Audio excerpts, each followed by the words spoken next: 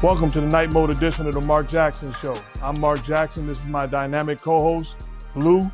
We're on the Come and Talk to Me network. Before we start, Bluu, I got to make sure. Are you okay from last night? You all right? Oh, now am I okay? I want to know, are you okay from tonight? Because your New York Knicks was struggling, man. Are you feeling okay? I don't have a team. Wow. Doesn't matter to All me right. who wins and who loses. At Cop all. out. Cop At out. all. Anyways, cop out. Anyways, Underdog Fantasy. We appreciate y'all. Shout out to y'all. The QR code is in the corner. Scan it. It'll take you right to the site. Play the pick'em game. That's our favorite. I had to get that out the way real quick. We just got to make sure we keep the lights on. But back to you. I see you got the New York Knicks blue on right now. What you talking about? This is pure coincidence. You know, don't get it twisted, because they may think you're serious. I can care less who wins and who loses any of these games. Oh, man, you the only Knick that don't care. I saw Latrell Sprewell at the game. I saw John Starks. I saw Pat Ewing.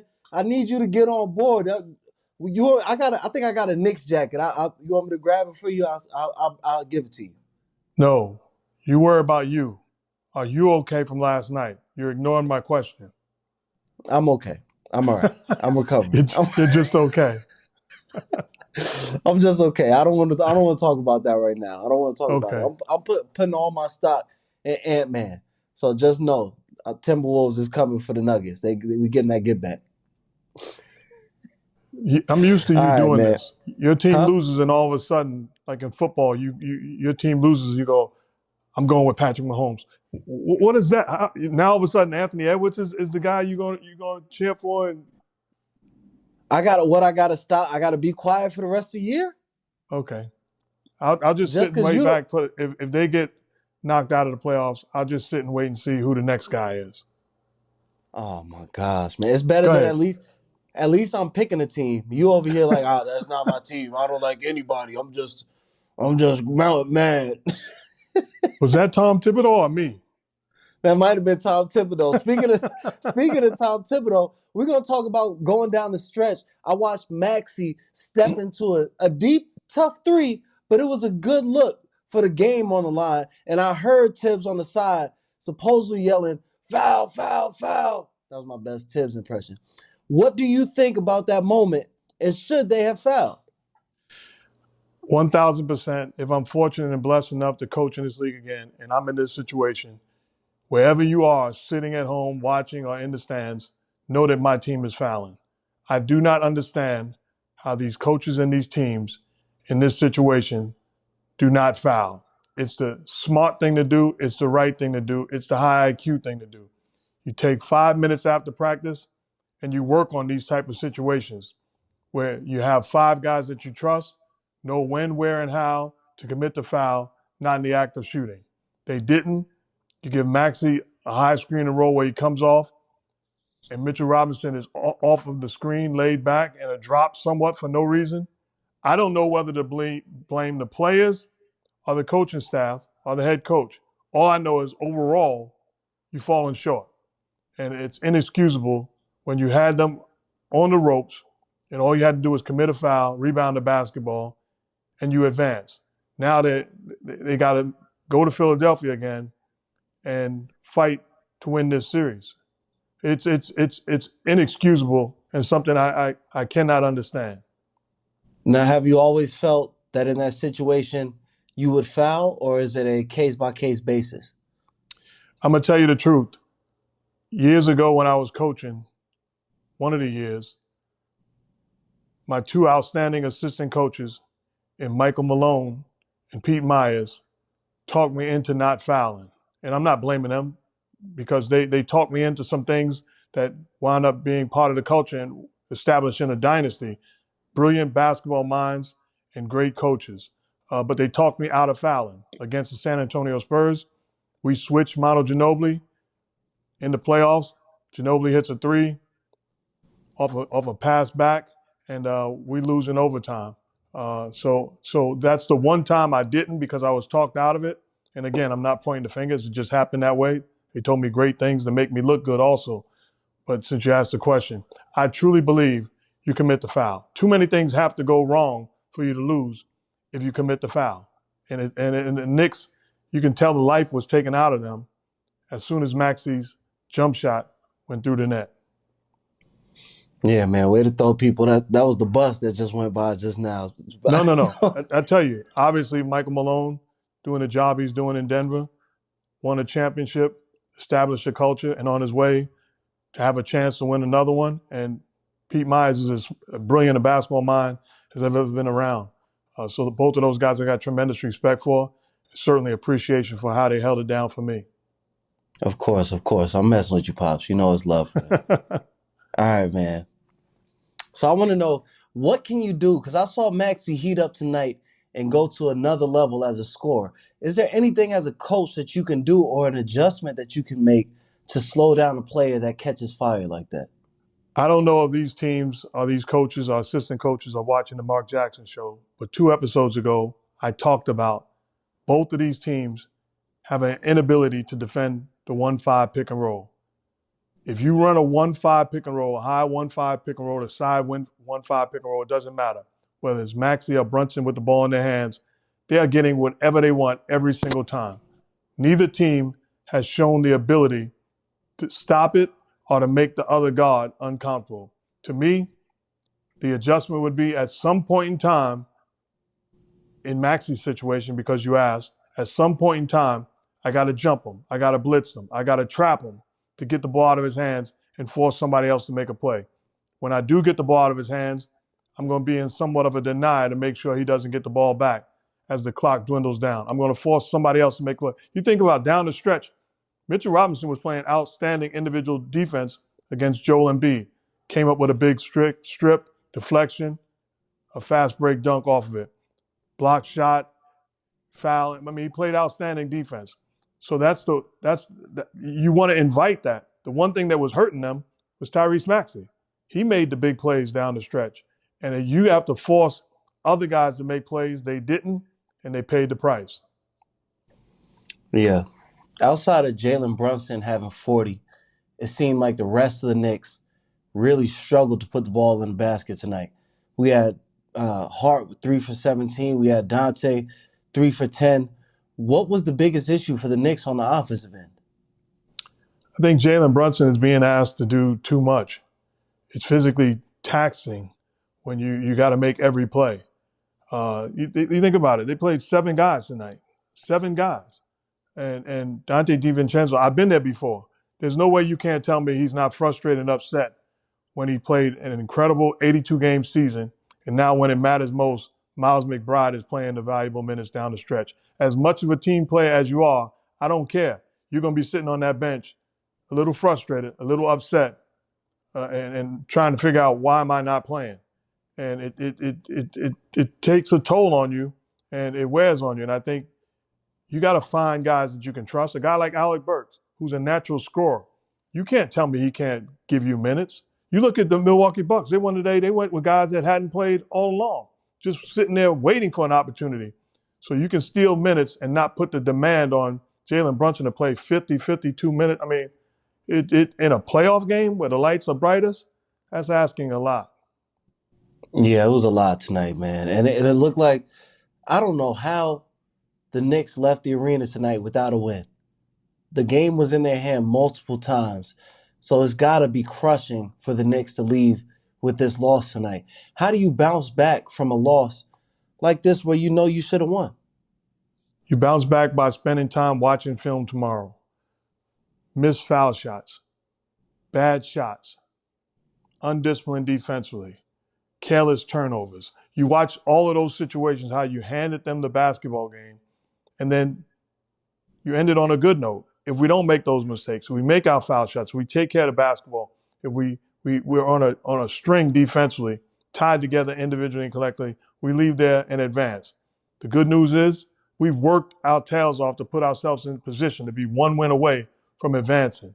That didn't blow it. We're still ahead. Now let's take care of business in Philadelphia. What more can I say about Joel Embiid, man? I told you, he's playing through injury. You see him out there hobbled. You see him at the free throw line trying to focus with all his heart. What do you see from the big man? I see a dedicated, hard-working warrior.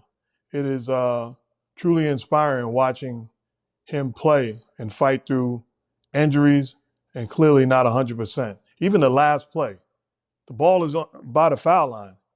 The biggest, baddest dude on the court hits the deck, gets his uniform dirty, dives for the loose ball, and they get a timeout. That is not just inspiring to me. That's inspiring to his teammates. They see it. They understand what he's going through. Blocking shots, coming up limping. Now, we watch, and you don't want to put a 20 on it. We watch guys and act like they're hurt when they're not. But you can tell he's not 100%. And it's a great statement that he's making, not just to his teammates, but to basketball fans around the world. I mean, at least the Knicks got to look forward to it being a home game in Philly coming up, man. I'm not so sure. I saw Coach Don Staley put out a tweet basically challenging the Philadelphia folks to not sell their tickets to Knicks fans. I think it's going to be a different environment in Philadelphia. If I was a Knicks fans, I wouldn't have said anything and let us creep back in there again. I don't think they're going to have that opportunity. But it will be a big-time game, though. All right. Last one from this game, because I didn't ask you much from the 76ers side, but what do you focus on if you're the 76ers attempting to extend this series and win this next game? Two things. I like the fact that a couple of possessions they went zone, disrupting, not allowing Jalen Brunson to get into the seams, give him a different look. And then the other thing that we're going to spend time on in practice, just walking through it. Walking through it. We're going to put on Joel Embiid on the block. We're going to throw him the basketball, and we're going to double team him. And we're going to show where the guys are open. Slow it down. We don't need any one-hand and one-arm passes. We don't need any reckless cross-court passes. Hit the man that may hit the man. Just make the right play, get rid of the basketball, and we must execute out of it. They're complimenting you by double teaming you, and they're disrespecting the rest of us. Make the right play, which great players do, and put your teammates in position to take and make big-time shots. I thought Tobias Harris was a difference maker. I thought Kelly Oubre was a difference maker. Obviously, Nicholas Batum. I mean, they're getting support off of that bench, and campaign has been good pretty much all series long. All right, man. Moving on to Milwaukee at Indy. We saw the Bucks tonight put in work and make a statement without their two best players, Dame and Giannis Antetokounmpo. What did you see, and what were your thoughts on this game tonight? I saw a Milwaukee team that played guys that hadn't played all series, that played inspired, great competitors. You know, you look at Malik Beasley that came out locked and loaded, aggressive as a scorer and a shooter, knocked down the long ball. Look at Patrick Beverley, limited offensively, but he's as tough as they come and plays inspired, and the mentality and the approach is contagious. Got after it defensively, picks and chooses his spots offensively, when to be aggressive, gets into the seams. Bobby Portis, they talked about Bobby Portis. Doc Rivers, I saw, said Bobby Portis stood in front of the team and apologized to the team for being ejected the previous game. Well, that means he apologized twice, because he apologized with his play. The way he performed in Indy last night was absolutely spectacular. A spectacular performance. He's a guy that plays with an edge. He has no limitations offensively as a post player, can stretch to the three-point line. And defensively, he's taking the challenge. I mean, it was a big-time win for the Milwaukee Bucks. And the dangerous part of the Indiana Pacers is you've given them another day. You've given them another 2 days. For Giannis Antetokounmpo, for Dame Lillard to get healthy and maybe have a chance to play in the next game. When you have an opportunity to close out guys, you close them out. And it may come back to haunt the Indiana Pacers that they did not take care of business, but a big-time victory by the Bucks. Nah, man, it's crazy, because I was watching the game, and one thing that I know is you don't poke the bear, and it's only one dude left out of the big three for the Bucks. And I saw them mess with Pat Bev tonight, and he turned it up and took the Bucks to the next level. So I gotta just tip my hat. Pat Bev, you did your thing, man. Get him the max, pay him his money, huh? I need a 20. I don't even need a full. I need a 20. Did you say the big three? Huh? Did you say the big three? The big three. Pat Beverley is not part of a big three. What you mean? He's the. How dare you disrespect Chris Middleton? Chris Middleton's getting his love. Chris Middleton, that is.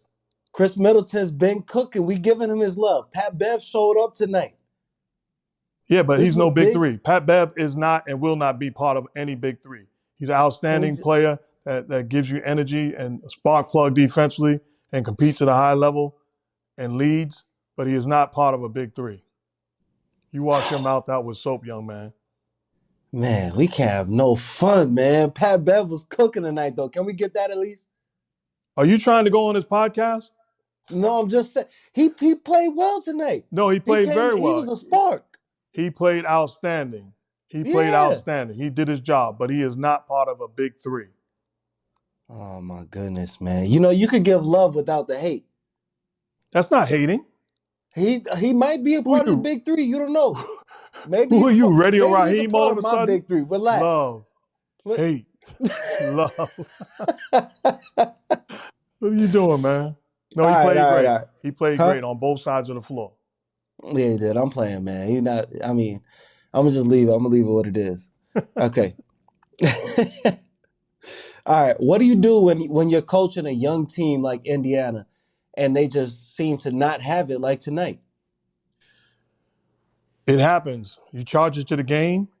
You come in tomorrow. You watch some film. You look at the mistakes you made. You go over some things on the court. You get some work in with the young guys. Make sure they're ready, locked and loaded for the next game. Get some shots up, and then you don't harp on what you didn't do. Here's what I would do. Here's what I would say to my young Indiana Pacer team. I would use experience. There was a time years ago that Doc Rivers was the head coach of the Boston Celtics. They lost in the NBA Finals to the Los Angeles Lakers.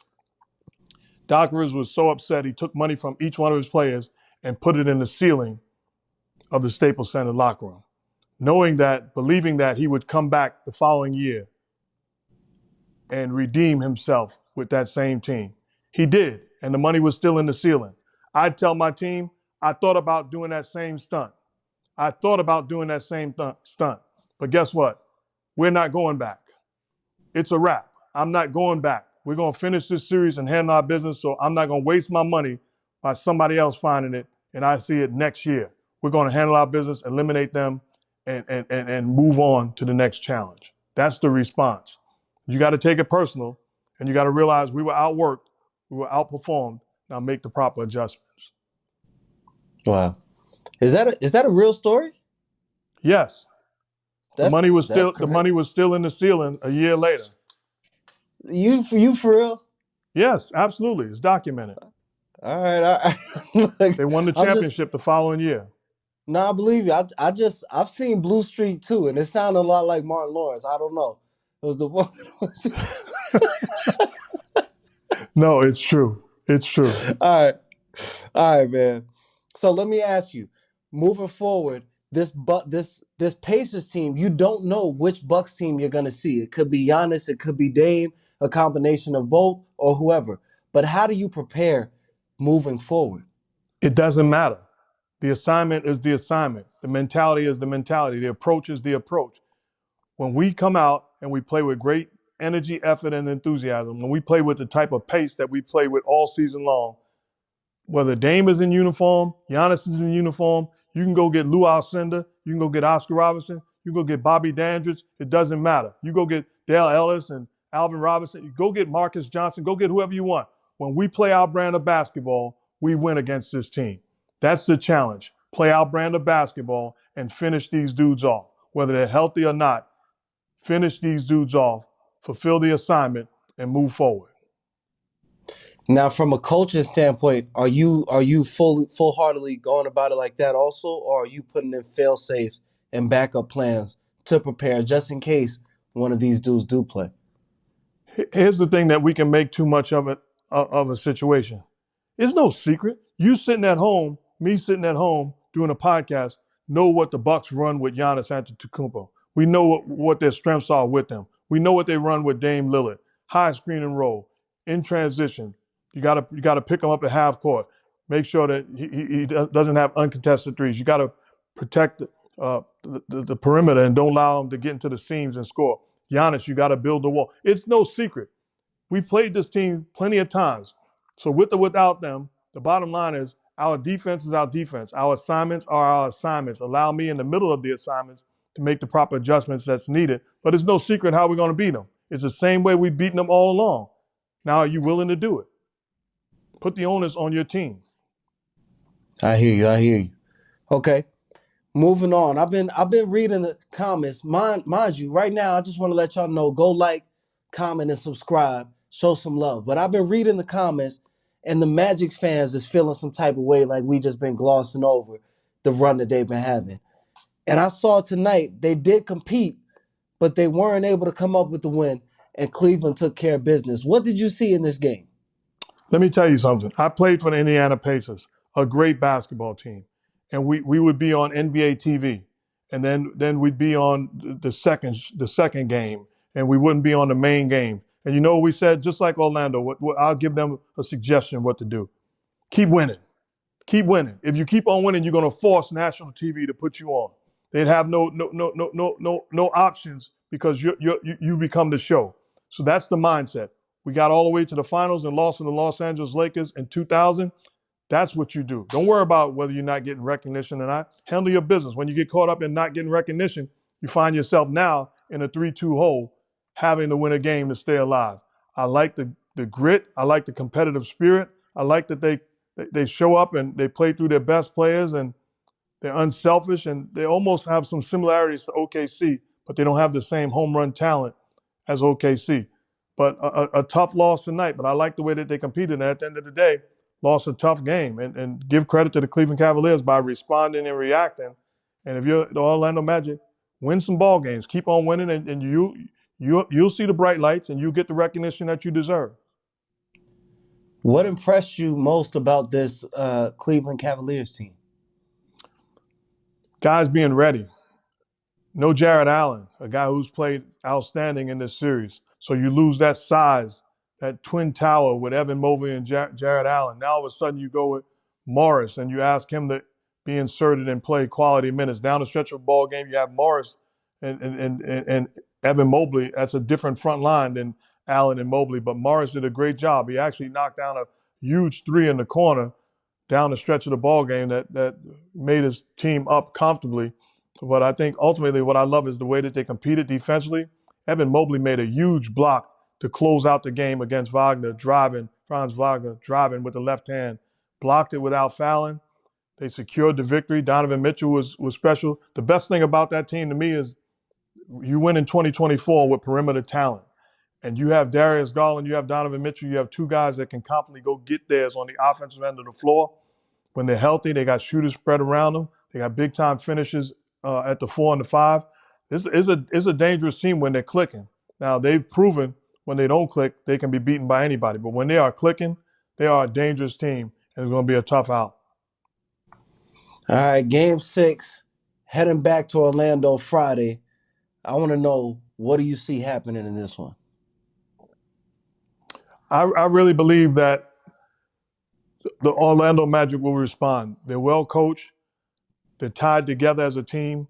They understand how impactful they could be defensively. They're going to be home in front of their home crowd with energy and great enthusiasm in the building. They'll play inspired basketball, and I expect to see a Game 7 in Cleveland. I would not be surprised at all. Matter of fact, I'm calling it. The Orlando Magic, so there's your recognition, will win Game 6 and force a Game 7 in Cleveland. It's a big one. I'm with you. I think they're gonna force a Game 7. I agree. I gotta give you props though, because we talk about Joel Embiid playing hurt. You're not 100%, and it's giving me goosebumps looking at you fight through it, man. It's truly inspiring. So salute to you, man. Thank you. You know, it's a flu game. But you know, we getting it done. All right, man. Couple of games we got coming up. I need to know what Coach Mark thinks, and I'd appreciate your thoughts real quick. All right. Here we go. I want to know, what does Coach Mark think the game plan for the Mavs should be as they take the Clippers on in LA? The series is tied 2-2.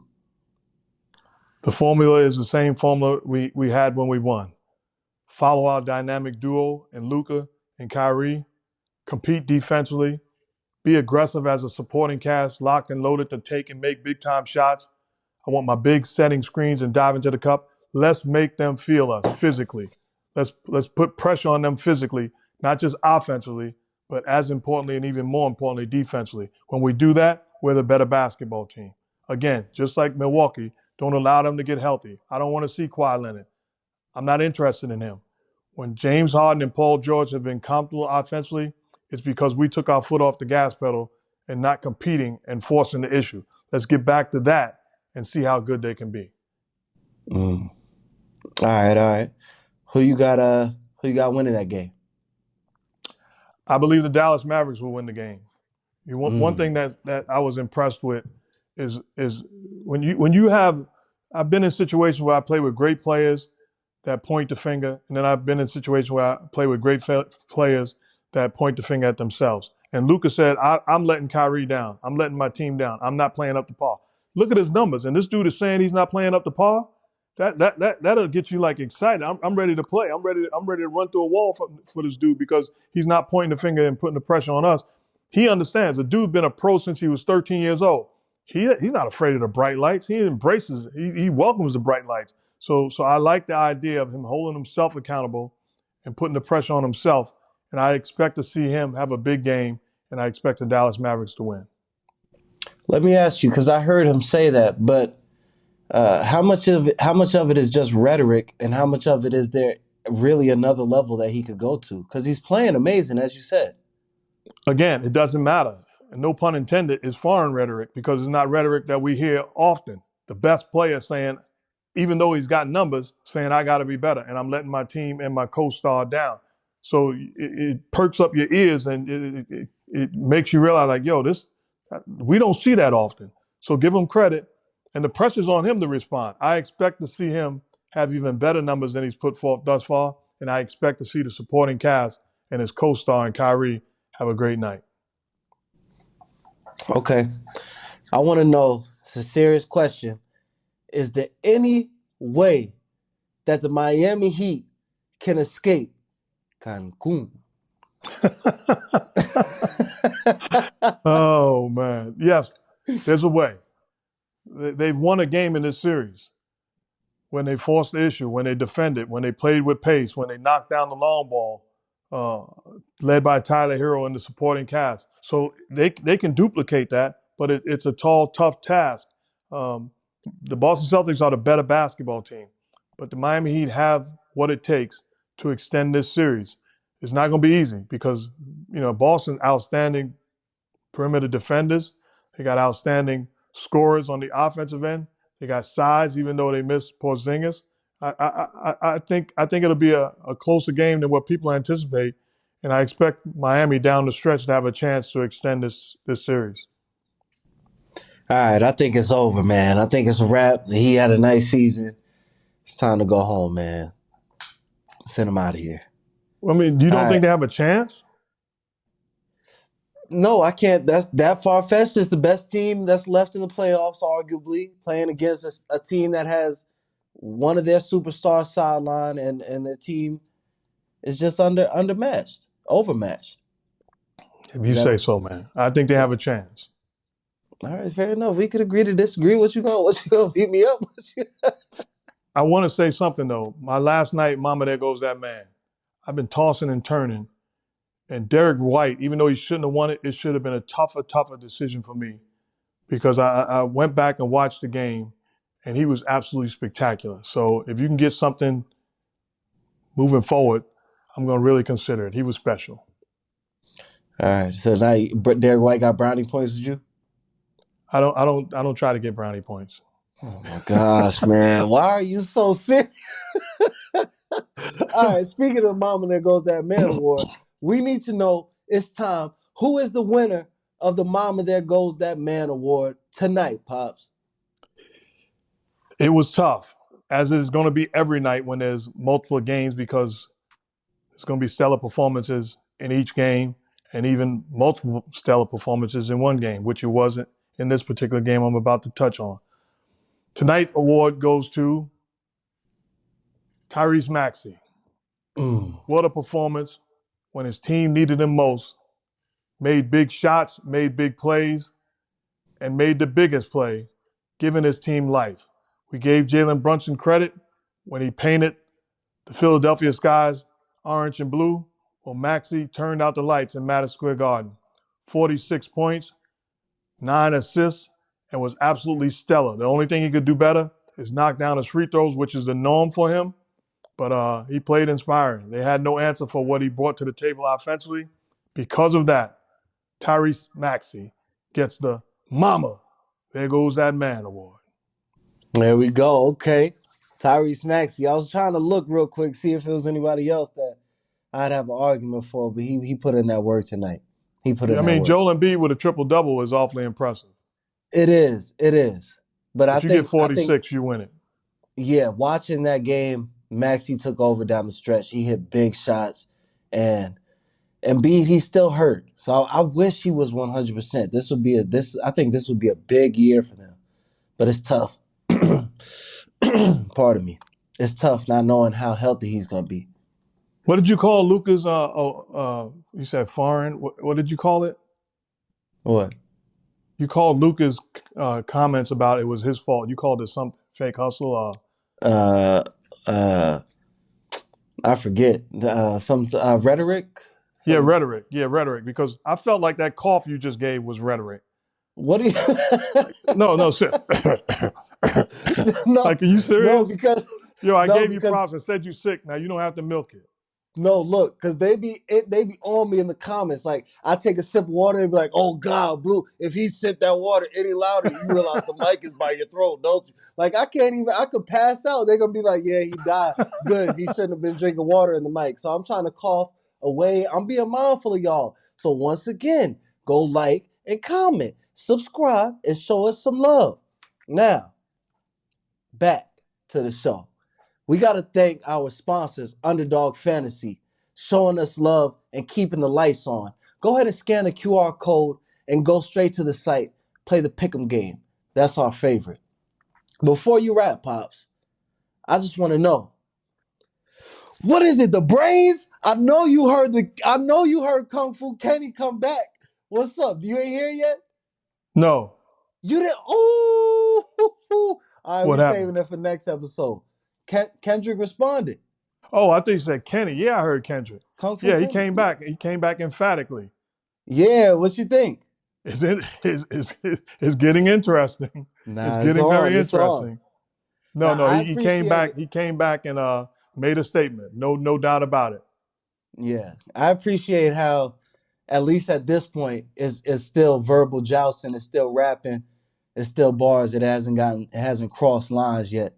So I'm excited. I'm enjoying it right now. It's some great bars too. Yeah, some great bars. I'm disappointed. I thought it was gonna be the three-way battle. I'm hoping it's not too late for J. Cole to be like, "Psych, I lied," and come hop back in and throw some bars. I'm open to it. No. Drake's in the kitchen though. Drake's in the kitchen, but great job by Kendrick. Outstanding work. Yeah, man, those was bars. He was spitting. All right, man. Thank you so much for watching. That's a wrap for this episode of the Mark Jackson Show. I'm Mark Jackson. That's the dynamic one. The dynamic one that's not 100%. My guy, Blue. Round of applause for showing up. But remember, my sister, her name is Anna. We call her Missy. She's a year younger than me. Watching playoff basketball, she got inspired. She called me and reminded me that years ago when we were teenagers, over 40 plus years ago when we were teenagers, she was diagnosed with Bell's palsy. Paralyzed on the left side of her face drooping down. She refused to leave the house. She refused to go to school, and she didn't even want to be around her boyfriend. All these years later, watching Joel Embiid with a surgically repaired knee, with the lights brightest in Madison Square Garden, 20,000 people rooting against him, and millions watching, he got a triple-double and led his team that was down 3-1 to a victory. A bunch of assists, a bunch of rebounds, and a bunch of points. None bigger than the point he made to my sister miles away. Keep fighting, keep showing up. You're still alive. Blessings.